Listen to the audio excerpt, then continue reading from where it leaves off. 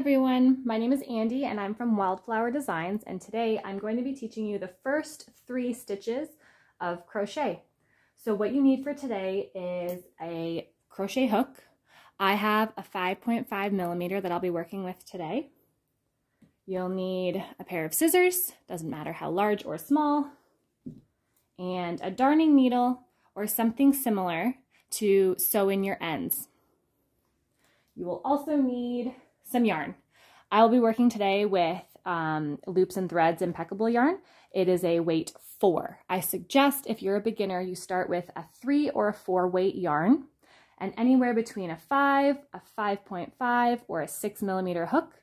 It's a good size for beginners to get the hang of how they want to hold the hook and how they want to hold their yarn. So without further ado, let's begin. So the first stitch that I'm going to be showing you is a single crochet stitch, and I consider this a very square stitch. What I mean by that is it is about the same width as it is high. So what I have here is a swatch made up of 10 stitches across and 10 rows high, and as you can see, it's fairly square. The next stitch that I'll be teaching you is the half double crochet. It's slightly taller. This again is still 10 stitches across and 10 rows up, but unlike the single crochet, it is much more of a rectangular shape as it's a taller stitch. And the final stitch that I'll be teaching today is the double crochet stitch. And again, it's even taller.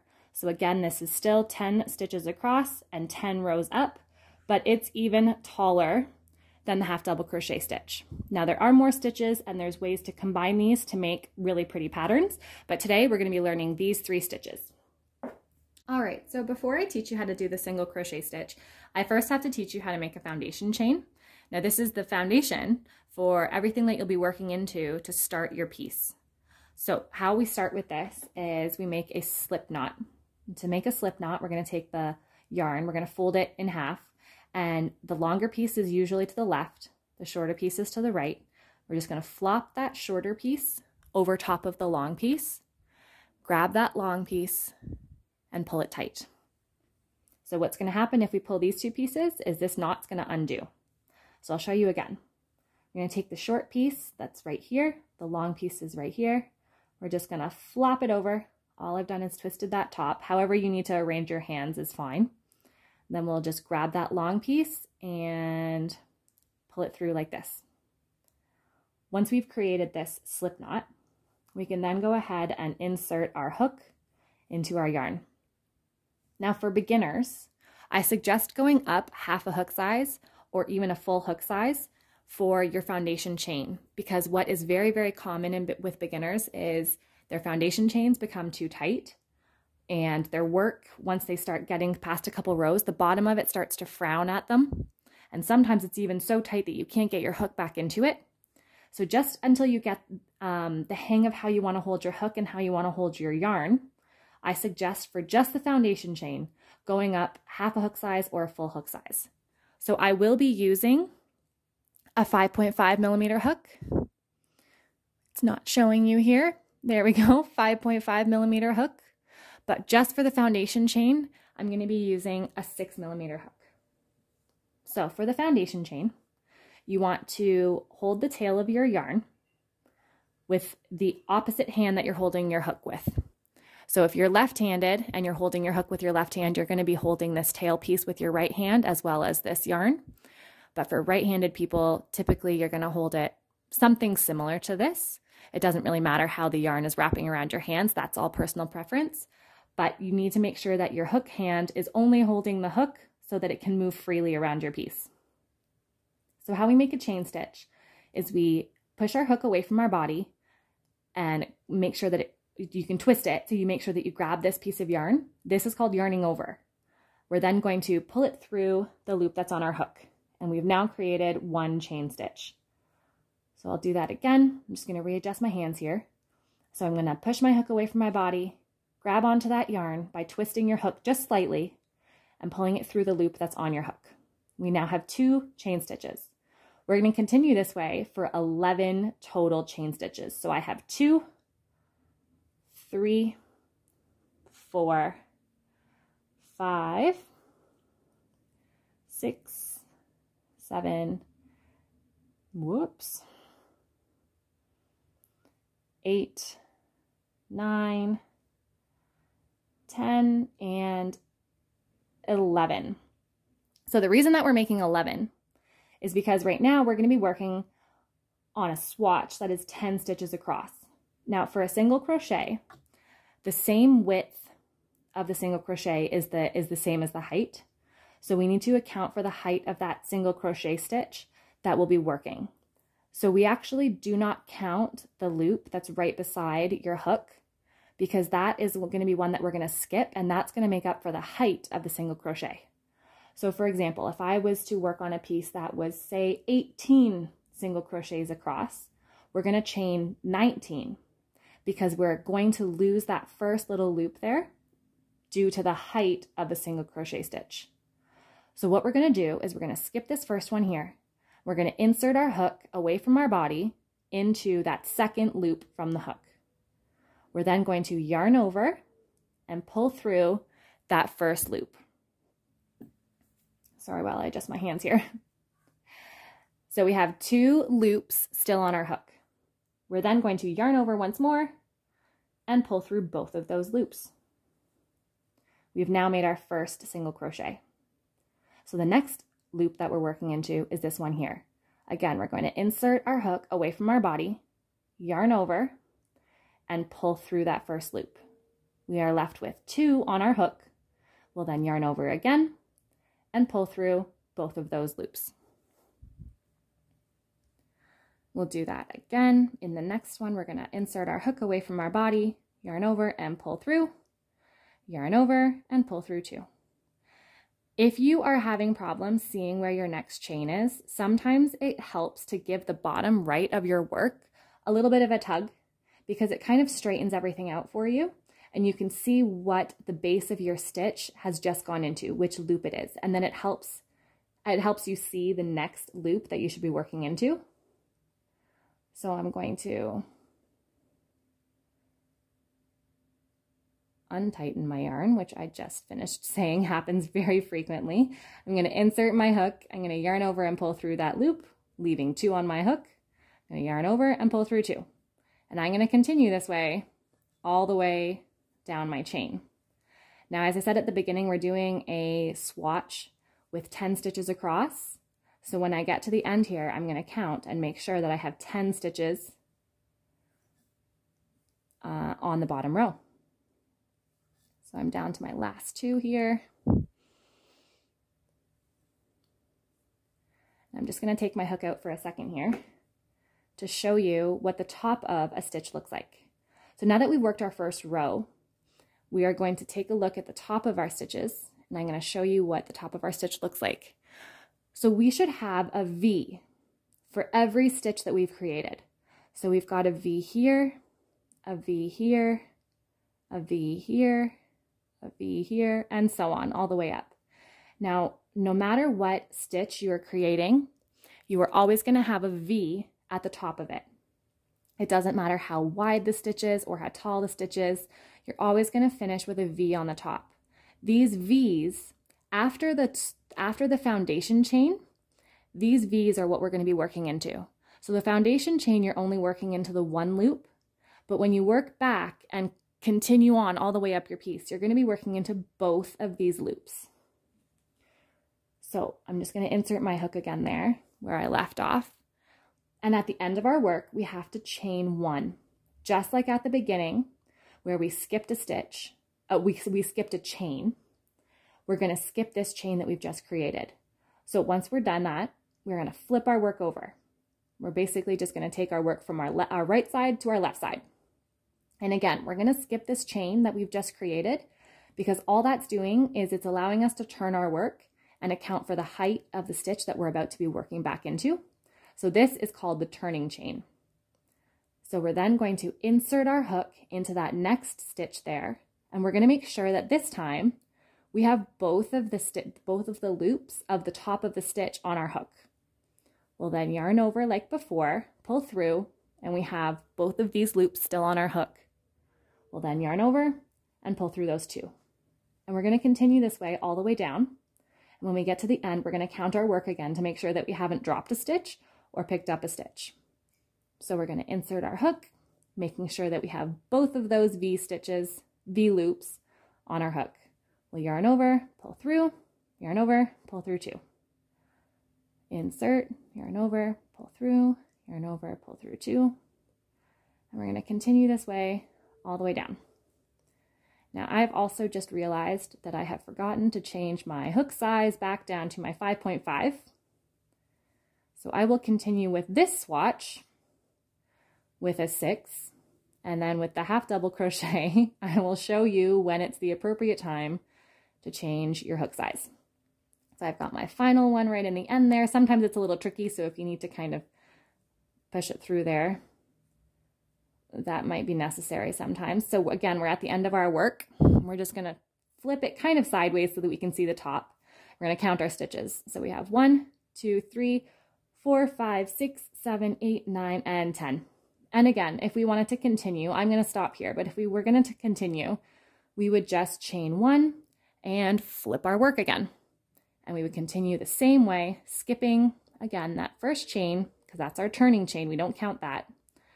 We insert into the next one, and we would just continue. But I am going to stop here, and we are going to learn the half double crochet stitch. Okay, so I have already chained 10 onto my hook, just to speed this up here. But I wanted to show you the difference between a single crochet and a half double crochet. So again, this is our single crochet swatch. It's very square because the stitch is the same width as it is high. With the half double, it's going to be a little bit taller. So again, it's the same width. If I line up the bottoms there, it's the same width, but it's a much taller stitch. So when we are turning our work with single crochets, we used 1 turning chain because that was the right height. When we are working with a half double crochet, at the end, we need 2 turning chains. So if you remember, when we were chaining at the beginning for our single crochet, we chained 11, but this time we need to chain 12 because we're actually going to skip 2 chains this time to account for the height of the half double crochet. So I have 10 on my hook right now. I'm going to do these last 2 here to make 11 and 12. And this is when you are supposed to switch your crochet hook size. I completely forgot to do that last time because this is not a step that I normally do. But as a beginner, it's a very good idea to do that. So I've now switched back down to my 5.5 millimeter crochet hook. And I'm going to continue working the rest of my piece with this size hook. So as I said, we're going to skip the first 2 chains this time. This one and this one we're going to skip, and we're going to work into that 3rd one there. The difference with a half double crochet stitch is rather than just going straight in and inserting your hook, we first have to yarn over. We're going to bring that yarn with us as we go through, and we're going to yarn over again and pull through. We're left with 3 loops on our hook this time. This middle loop here is going to make that difference in height. So what we then do is we yarn over and we pull through all 3 of these loops. Now some beginners will find this stitch actually trickier than the next one that I'll be teaching, just for the fact that they have to pull through all 3 loops. If you're struggling with this, pull through one at a time. You don't have to try and get the whole loop all the way through right at once. Just take your time and figure out how it feels in your hand and stabilize your piece before you go and try and just yank the loop all the way through all 3 hooks. So again, here's the next one we'll be working into. We're going to yarn over first, then insert our hook. We'll yarn over again and we'll pull through that first loop. We then have 3 left on our hook. So we'll yarn over, and this is what I'm talking about. We'll go through that first one, that second one, and that 3rd one. And see how I'm just slightly twisting my hook as I go through? If you try and pull through with your hook facing completely sideways, a lot of times you'll get caught on those loops. So if you just twist down a little bit, it allows a little bit more room for your hook to go through. I'll show you that again one more time. So the next loop that we're going into is this one here. So I'm going to yarn over, insert my hook. I'm going to yarn over and I'm going to pull through. And then right here, I'm going to yarn over and I'm going to go a little bit further than I normally do so that the hook doesn't catch too badly on those 3 hooks as you come through. So that's just a little bit of a trick. It comes naturally once you've practiced a lot, but it's not something that I remember to explain because, again, it comes so naturally now. It's mechanical for me at this point. So I'll go into one more for you. We're going to yarn over, insert our hook, yarn over and pull through. Then we'll yarn over and we'll pull through all 3 of those loops. So right now we have 1, 2, 3, 4. We're going to go all the way across. So I'm going to make 6 more here. And then we are going to count and make sure that we haven't accidentally added an extra one or taken one away. And as you can see, I'm also using my thumb to kind of push those loops off my hook. Not everybody does that, but again, a lot of crocheting is figuring out what works for you. So I can teach you certain things, you may not use them, or you may have to figure out and adapt your own sort of way. And that's fine. So I've just done my last one. I'm just going to pull my hook out for a second here so I can show you again the top of the stitches. So again, it looks the exact same as a single crochet stitch at the top, but the height is taller. So we've got 1, 2, 3, 4, 5, 6, 7, 8, 9, and 10. So as at the beginning of this foundation chain, we now have to do 2 turning chains. So we're going to go 1, 2, and we're going to flip our work. So this time we're skipping these 2. This is accounting for the height of the half double crochet that we're going to be working across. So again, I'm going to yarn over and I'm going to insert. And again, on the first row, you want to make sure that you're getting both of those loops, not just one like the foundation chain. We'll yarn over and pull through. We've got 3 on our loop, on our hook. We'll yarn over and we'll pull through all 3 of those. So we're going to continue all the way across just like with single crochet, except make sure that you are yarning over first. And as you can see, I slip and sometimes I don't get my hook through all 3 loops either. Sometimes I have to go back and pick up that last one that I've dropped. And that's okay. And again, at the end of our work, we'll stop and count to make sure that we haven't dropped a stitch or accidentally added a stitch. We'll make sure that we still have a stitch count of 10. And that last one there, again, that last one sometimes is a little bit tight. So I will pull my stitch out, my hook out, and we'll count our work here. So we've got 1, 2, 3, 4, 5, 6, 7, 8, 9, and 10. And again, if we were to continue, you're just going to chain 2, 1, 2, and turn your work and continue for as many rows as you need. And we are going to move on now to the final stitch that I'll be teaching for now. And that is called the double crochet stitch. This is the half double crochet. So here we go. All right, so I've switched back again to my 6mm hook just for my foundation chain. I've got 10 on my hook already. And again, we are going up a hook size, up a stitch size. So we need to go up a chain stitch count. So I've got 10 on my hook. We needed 1 turning chain for single crochet, 2 turning chains for half double crochet. So naturally for a double crochet, we need 3 turning chains. So I've got 10 here, 11, 12, 12, and 13. This is where I'm going to just pull that last loop for a second and pinch it so I don't lose it. I'm going to switch back down to my 5.5mm hook so that I can continue my work. Now again, for the single crochet, we skipped 1. For the half double, we skipped 2. And so for the double crochet, we're skipping 3. These are the turning chains for the height of a double crochet stitch. So we will be working into that 4th chain there. Now a double crochet starts the same way a half double does. We're going to yarn over first and insert it into the hook, into the loop. We'll yarn over and we'll pull through, and we've got 3 left. Now this is where it changes. Rather than pulling through all 3, we're going to yarn over and we're going to pull through only 2 of those. We'll then yarn over once more and we'll pull through 2. Now this is an extra step, but a lot of people actually find this stitch easier to do because you aren't pulling through all 3 loops. You're only pulling through 2, which is a lot easier. So again, we're going to yarn over, we'll insert into that next loop, yarn over and pull through. We've got 3 left. We'll yarn over and pull through 2, and then we'll yarn over and we'll pull through the final 2. So we've made 2 stitches. So again, we'll yarn over, insert, yarn over and pull through, yarn over and pull through 2, and yarn over and pull through 2. And we're going to continue all the way down. And again, when we get to the end of our work, we're going to stop and count and make sure that we still have 10 instead of 11 or 9 or any other sort of number that it just should not be. We should have 10 once we're done this. I've got 4 more here. Whoops.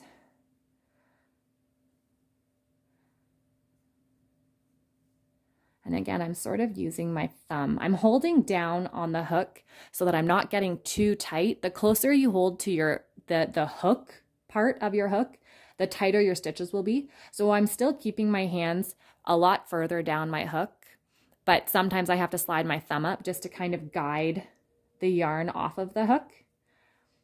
And honestly, it's more of a habit now than anything.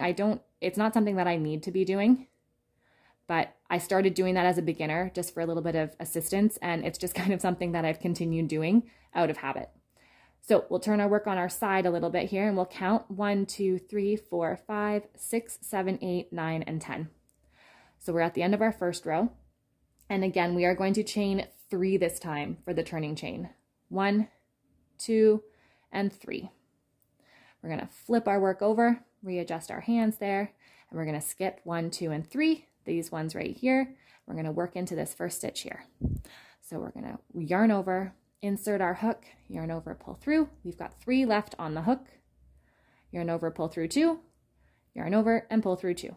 And if you need to adjust your hands to pull through, that's perfectly fine. So again, we'll yarn over, insert into the next one. I do a lot of hand adjusting and I'm not explaining it, but that's what I'm doing. I'm just kind of supporting where I'm pulling my hook through just to make it a little bit easier. And again, these are things that kind of naturally happen, so I forget to explain them because they're just kind of part of the way that my hands move now that I've been crocheting for a handful of years. So I've got 2 left here. Got 1 and 2. And again, at the end, now you don't have to do this once you get more familiar with your work, but as beginners, it's a really good idea to stop and count your stitches at the end of every row to make sure you're not adding. Now with the double crochet stitch, it is going to be a little bit trickier to count your stitches, as this turning chain is really going to start to look like a stitch, but it is not. So we've got 1, 2, and 3 here. That's our turning chain. Our stitches start right here. So what you want to do is kind of look up the base of your stitch, and the V that's at the top should match. So we've got 1, 2, 3, 4, 5, 6, 7, 8, 9, and 10. So again, we would just repeat this as many times as you need, chaining 3, 1, 2, 3 at the end of each row before we turn our work. And this accounts for the height of the double crochet stitch. We would then continue on right to the end. And I am going to go through this full row so that I can show you how to finish off your work.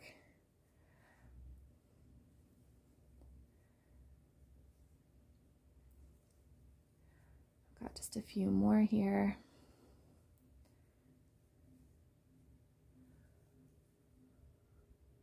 Whoops, whoops, whoops. Sometimes you get stuck even when you're practiced, and that's okay. The important part is you're having fun and you're going slow and you're focusing on what you're doing. Okay, so if this was as high as I wanted to make my swatch, how I finish off is I'm actually gonna chain 1, but this time I'm actually just gonna cut my yarn. Let me just grab my scissors here. So I'm just gonna cut my yarn. So I've chained 1. I'm gonna cut my yarn, and I'm actually just going to pull this straight through and whoop, give it a tug. What that does is it kind of makes like a reverse slip knot, so that's not going anywhere. And we'll just kind of straighten out our work a little bit here. So we've got 3 rows of double crochet complete. We have chained 1 at the end, snipped our yarn, and pulled that last bit straight through to tighten it up. Now what I'm going to do is I'm going to show you how to weave in your ends so that they're secure and they don't go anywhere. All right, so for weaving in your ends, you're going to look for a darning needle. This one I believe is a 16 gauge, I'm not sure. This one's a much larger one. It's a lot easier to get the thicker kind of yarn through. I'm going to use this one just because it fits through the base of the stitches a lot easier. And a trick to this is you kind of twist your yarn and you just sort of rub the needle a little bit on the yarn and you'll kind of see it start to poke through. You can then grab it and pull it through.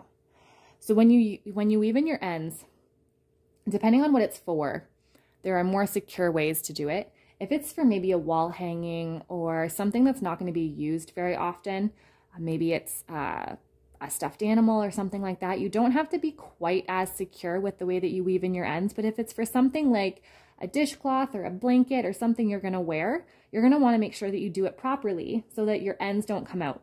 So the first way I'll show you is to just go through, I'll do it this way here. It doesn't really matter what side you're working on. It's just convenience because I'm going to go to the left, so I turned it over. So all you're going to do is you're going to kind of weave down the side of your stitch. Now, you only have to do this when you're working with a taller stitch. If you were working with a single crochet stitch, the top and the bottom of your stitches are much closer, so you don't really have to go down the side of the stitch. But I'm just going to go down the side of the stitch a little bit. And then I'm going to go through the base of the stitches. Those are the most secure areas to get your ends to stay. So when you look at the base of your stitch, we're looking at the back of this row, and you can tell because it kind of looks more like an arrow, kind of pointing up. If I flip this over, you're going to see those V's again. So not only are the V's on the top, but when you're looking at the front of your stitch, they're also on the bottom. You've got the V's like this on the bottom of each stitch. So I'm looking at the back right now, so they look like arrows, and that's how you can tell the front and the back of a stitch, because the front will look like a V and the back will look kind of like an arrow. But this is what we're going to insert our yarn into, our needle into rather, but our yarn will follow. So I'm just going to go straight across. This is the very, very simple way of weaving in your ends. I'll just stop there. I'm just going to go through a few stitches. I'll pull through and kind of give it a tug. And then I can just trim my yarn right up close to the piece. Now again, this is not quite as stable as what I'm about to show you. So I wouldn't recommend doing this sort of a weave on a piece that's going to be used a lot or moved around a lot, but something that's going to just kind of stay flat. It's not quite as important. Maybe you're doing a piece for a wreath or something like that, that it's not going to get much wear and tear, not much usage. You can do something very simple. Again, I'm just going to kind of rub the needle on my yarn and it'll start to pop through there. The other way is much more secure. So again, I'm looking at the base of my stitch and I'm going to go through a couple, maybe 3 for now. Actually, you know what? Maybe we'll go through a little bit more. We'll go back in through, let's say 5 for this one. I don't know if I left long enough tail for this, but we'll go through maybe 5 of those. And then we're going to kind of work our way up, somewhat following the shape or the pattern of your yarn. And then we're going to work the other way, the opposite way. So we just worked this way, we went up, and now we're going to come across this way. Again, going through the base of the next row of stitches. So see how I'm working through these V's? This is going to make it more secure. And you want to do this as many times as what makes you feel comfortable, but I would definitely recommend for a more secure tail, I would do it at least 3 times. So we've come this way once, this way, and now we'll go back once more. So I'm going to kind of go up this stitch to the next row, and then I'll work my way across the bottom of this row a couple of times. So we've now gone in 3 different directions. That tail's not going anywhere. So again, this is great for making a garment or a blanket that's going to be used a lot, or a dishcloth or something like that. And then from both sides, you cannot see those tails, and they are nice and secure in there. So that's it for today's lesson. So today we learned 3 stitches.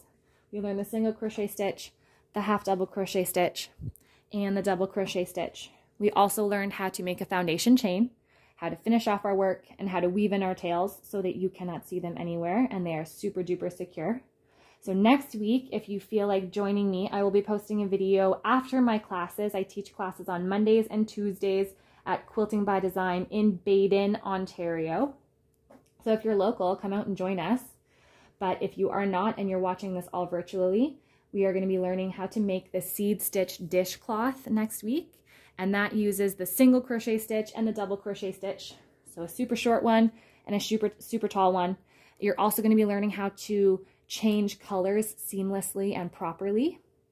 And if you feel like joining me, that would be great. And if you're joining online, then check out the next video next week. I've had fun and I hope you guys are having fun too. Don't get discouraged. It just takes practice. I promise you, you will get it. So I will see you guys next week. Have a great weekend. Talk soon, guys. Thanks.